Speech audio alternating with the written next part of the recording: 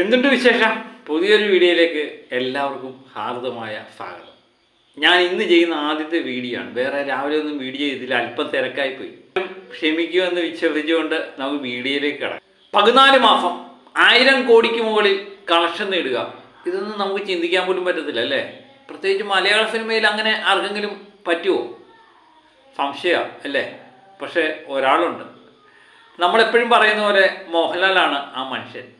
ലാലേട്ടൻ ചിത്രങ്ങളിലൂടെ കഴിഞ്ഞ 14 മാസം മലയാള സിനിമ വാരിക്കൂട്ടിയത് 1000 കോടിക്ക് മുകളിലുള്ള തുകയാണെന്ന് അറിയുമ്പോഴേ എതിരാളികൾ പോലും തലേ കൈവെക്കും.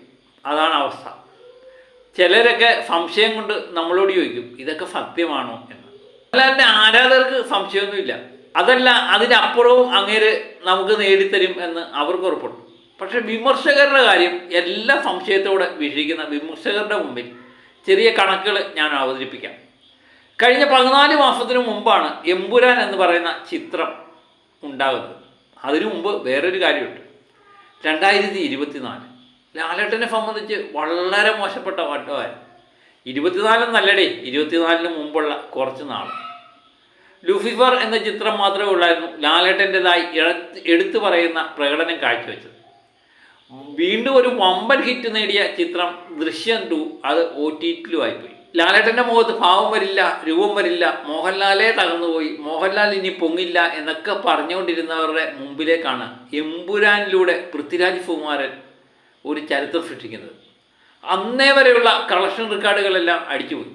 കാരണം ബുക്ക് മൈ ഷോ തന്നെ സ്തംഭിച്ച് നിന്നു. പിന്നെ ആ കളക്ഷൻ അല്ലേ, ഒരു മണിക്കൂർ കൊണ്ട് ഏകദേശം 1 ലക്ഷത്തിൽ പരം ടിക്കറ്റൊക്കെ ബുക്ക് മൈ ഷോയിലൂടെ മാത്രം വിറ്റു എന്നൊക്കെ പറയുമ്പോൾ മലയാള പ്രേക്ഷകർ മാത്രമല്ല, ഈ ഹിന്ദി പ്രേക്ഷകരും ഇന്ത്യൻ സിനിമ പ്രേക്ഷകരെല്ലാം അന്തിച്ച് നിന്നു.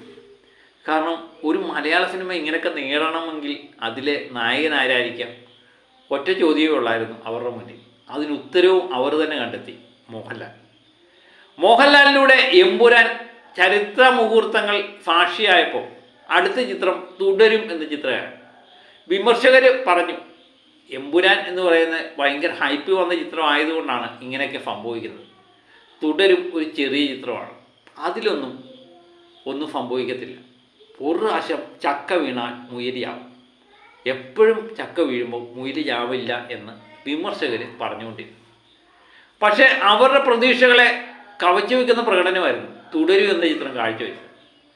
എമ്പുരാൻ വലിയ ഹൈപ്പിൽ നിന്ന് 250 കോടിക്ക് മുകളിൽ നേടിയെങ്കിൽ തുടരും യാതൊരു ഹൈപ്പും ഇല്ലാതെ ചിത്രം റിലീഫ് ആയതിനു ശേഷം ഇതാണടാ ലാലേട്ടൻ, ഞങ്ങളുടെ ലാലേട്ടൻ തിരിച്ചു വന്നടാ എന്ന് പ്രേക്ഷകർ പറയുന്നിടത്തേക്ക് തുടരും എന്ന ചിത്രം എത്തുന്നു. തരുൺമൂർത്തി സംവിധാനം ചെയ്ത തുടരും എന്ന ചിത്രം കേരളത്തിൽ ആദ്യമായി ഒരു മലയാള സിനിമയ്ക്ക് 100 കോടി നേടുന്ന ചിത്രമായി മാറി. കേരളത്തിൽ നിന്ന് മാത്രമായി കളക്ഷൻ നേടിയ കാര്യം ഞാൻ പറഞ്ഞു. അങ്ങനെ തുടരും കേരളത്തിൽ നിന്ന് മാത്രമായി ആദ്യത്തെ 100 കോടി. പിന്നെ പറയാനില്ലായിരുന്നു, വമ്പൻ കുതിച്ചുകയറ്റമായിരുന്നു. വിദേശ രാജ്യങ്ങളിലും ജൈത്രയാത്ര തുടർന്ന തുടരും എന്ന ചിത്രം 240 കോടിയോളം വേൾഡ് വൈഡ് കളക്ഷൻ നേടി. അതിനും മുകളിലേക്ക് തുടരുമെന്ന ചിത്രം പോകാൻ സാധ്യതയുണ്ടായിരുന്നു. പക്ഷേ OTT നേരത്തെ തന്നെ വിറ്റു. ചിത്രം ഇറങ്ങി 1 മാസത്തിനുള്ളിൽ OTT കൊടുക്കാമായിരുന്നു എഗ്രിമെൻറ്റ്. ഏതായാലും മികച്ച കളക്ഷൻ നേടിക്കൊണ്ടിരിക്കുന്ന സമയത്ത് തന്നെ വളരെ നിരാശയോട് തന്നെ OTTക്ക് പോവുകയും ചെയ്തു. OTT പോയിട്ടും ചിത്രം തിയേറ്ററിൽ കളിച്ചു. അപ്പോഴും ലക്ഷങ്ങളുടെ കളക്ഷൻ ചിത്രം നേടി. അതിനുശേഷമാണ് ഹൃദയപൂർവ്വം എന്ന സത്യനന്ദിക്കാട് മോഹൻലാൽ ടീമിൻ്റെ ചിത്രം ഇറങ്ങുന്നത്. അതും 75 കോടിക്ക് മുകളിലാണ് ചിത്രം നേടിയത്, തിയേറ്ററിൽ നിന്ന് മാത്രമാണ്. അത് കഴിഞ്ഞ് വീണ്ടും ഒരു ഇടവേളയ്ക്ക് ശേഷമാണ് ലാലേട്ടൻ വീണ്ടും എത്തുന്നത് ദൃശ്യം 3യുമായി. ദൃശ്യം 3 ഇപ്പോൾ 235 കോടിക്ക് മുകളിൽ നേടിയിരിക്കുന്നു. അത് എവിടെ ചെന്ന് നിൽക്കുമെന്ന് യാതൊരു മുന്നറിയിപ്പുമില്ല. കാരണം ഏത് ലെവൽ വേണമെങ്കിലും പോകാം. ദൃശ്യം ഇപ്പോഴും തിയേറ്ററിൽ നിറഞ്ഞ സദസ്സിൽ പ്രദർശനം തുടരുന്നതിനിടയിലാണ് നമ്മൾ ഈ വീഡിയോ ചെയ്യുന്നത്. അങ്ങനെ 4ഓളം ചിത്രങ്ങളിൽ നിന്ന് ഏകദേശം ബിസിനസ് ഉൾപ്പെടെ 1000 കോടിക്ക് മുകളിലുള്ള കളക്ഷൻ. തിയേറ്റർ കളക്ഷൻ തന്നെ 800 കോടിക്ക് മുകളിൽ വരും എന്നാണ് പറയുന്നത്. അല്ലാതെ തന്നെ OTT, സാറ്റലൈറ്റ് അങ്ങനെ 250 കോടിക്ക് മുകളിൽ അങ്ങനെയും കളക്ഷൻ നേടിയിട്ടുണ്ട്. ലാലേട്ടൻ 14 മാസം കൊണ്ട് മലയാള സിനിമയ്ക്ക് നൽകിയത് 1000-ൽ പരം കോടി ആണെന്ന് പറയുമ്പോൾ പല നടന്മാരും അവരുടെ ജീവിതകാലം മൊത്തം അഭിനയിച്ച ചിത്രങ്ങളിലെ കളക്ഷൻ എല്ലാം കൂടെ കൂട്ടിക്കഴിഞ്ഞാൽ ഈ 1000 കോടി വരില്ല എന്നുള്ളതും ഒരു രസകരമായ സംഗതിയാണ്. ഞാൻ ആരെയും ഉദ്ദേശിച്ച് പറഞ്ഞതല്ലേ. ഇടയിൽ ലാലേട്ടൻ്റെതായി ഖാമിയ ഒത്തിരി വന്നുപോയി. ഒരു ചിത്രത്തിൻ്റെ വിജയത്തിൽ തൻ്റെ സാന്നിധ്യം അനിവാര്യമാണെന്ന് ലാലേട്ടന് തോന്നിക്കഴിഞ്ഞാൽ ലാലേട്ടൻ ആ ചിത്രത്തിൽ അഭിനയിക്കും. പ്രത്യേകിച്ച് ലാലേട്ടന് നോ പറയാൻ അറിയില്ല. സ്നേഹത്തിൻ്റെ ഭാഷയിൽ ആരെങ്കിലും രക്ഷിച്ചു കഴിഞ്ഞാൽ ലാലേട്ടൻ അതങ്ങ് സമ്മതിക്കും. അങ്ങനെ ഒത്തിരി കാമിയായിട്ട് ലാലേട്ടൻ വന്നു. ഒരു പരിധിവരെയൊക്കെ അത് വിജയിപ്പിച്ചെടുക്കാൻ ലാലേട്ടനെ കൊണ്ട് ആവുകയും ചെയ്തു.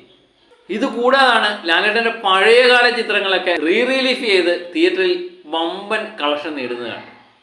പടികവും, മണിച്ചിത്രത്താഴും, ദേവദൂതൻ, ചോട്ടാ മുംബൈ, രാവണപ്രഭു, വിവിധ ചിത്രങ്ങൾ തിയേറ്ററിൽ വൻ വിജയം നേടുന്നതും നമ്മൾ കണ്ടു.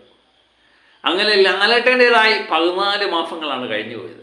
ഇനിയും ലാലേട്ടൻ്റെതായ ചിത്രങ്ങൾ വരാൻ കിടക്കുന്നതേ ഉള്ളൂ.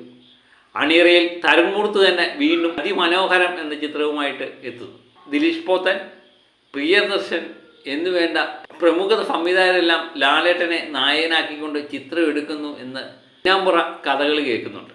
ഇതിനിടയിൽ ജയിലർ 2-ൽ രജനീകാന്തിനോടൊപ്പം ലാലേട്ടൻ അഭിനയിക്കുന്നുണ്ട്. തുടക്കം എന്ന സിനിമയിൽ ലാലേട്ടൻ്റെ മകളോടൊപ്പം ലാലേട്ടൻ ഒരു റോൾ കൈകാര്യം ചെയ്യുന്നു.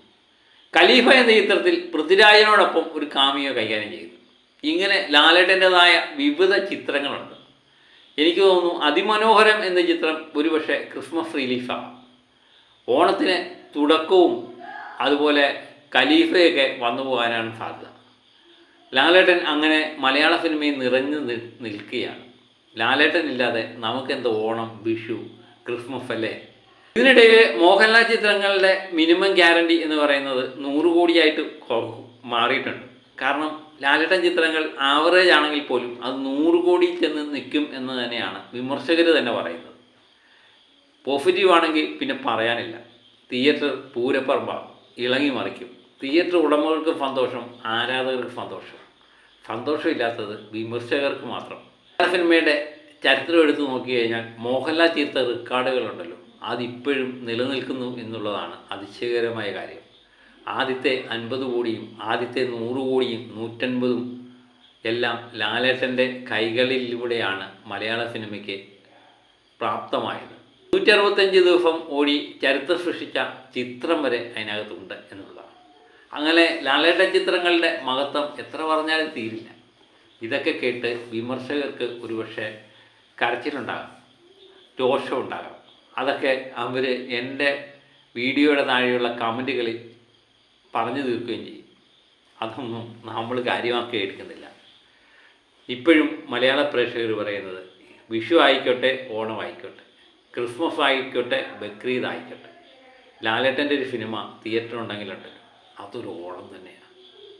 സംശയമുണ്ടോ? അപ്പോൾ മറ്റൊരു വീഡിയോയുമായിട്ട് വീണ്ടും ഞാൻ എത്താം. ഓക്കെ.